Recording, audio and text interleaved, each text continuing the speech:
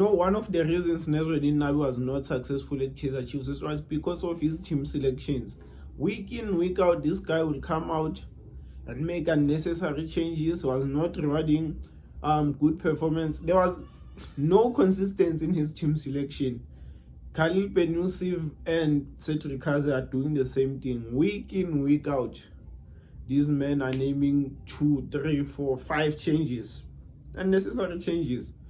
Yes, injuries are playing a huge role, in the inconsistency in the team selections, because the amount of injuries we have is also something we need to talk about. Something is not being done all right in the medical team. Something has to be done, because there's no way we can have this amount of injuries at this point of the season. It's unacceptable. Something has to be done there. But Cedric Kaze and Khalil Ben Yusuf are doing the same thing Nasruddin Nabi was doing.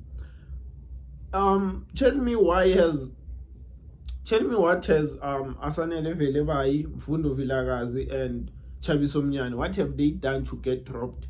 What have they done? Pule Modi, the same guy who has been giving us absolutely nothing this season. He started many games, over 10 games.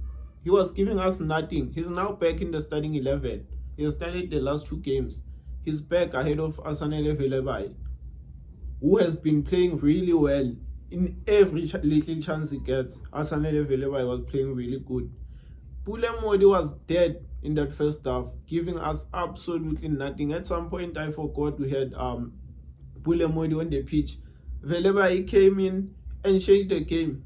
He was bringing life in that left side. He was taking his men on, bringing the ball in the box.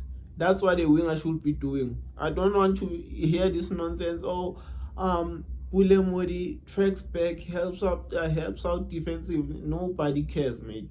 He's a winger. I don't care about his defensive duties. Give me something offensively. I don't care how you defend if you're a winger. And in the game, I don't think it was a great performance from Kaizer Chiefs. I don't think it was a great result. It's a home game, mate. It's a home game. And can someone please tell me, why are these scrubs celebrating an equalizer at home with 3 minutes to play? Why are we celebrating? Take the ball. Let's go. Put it in the center line. Let's go. Let's fucking go. It's a home game, for goodness sake. We should be winning our home games. We are probably going to get smacked away at Egypt. It's a very, very tough place to go to. Zamalek are a good team. Let's take the ball and go back. Let's play. It shows the mentality of the team. So whack. So whack. I see, man, the goalkeeper coach is in the corner, the bench. We are in the corner dancing. What for? What for? We should be playing for a win. It's a home game.